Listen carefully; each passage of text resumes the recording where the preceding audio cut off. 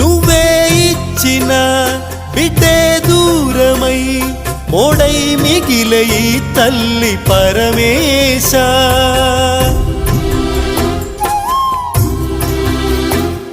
తల్లి కళ్ళలో పొంగే గంగతో గుండె తడిసిపోలేద జగదీశ. ఇటువంటి తల్లి నీకుంటే ఈశా,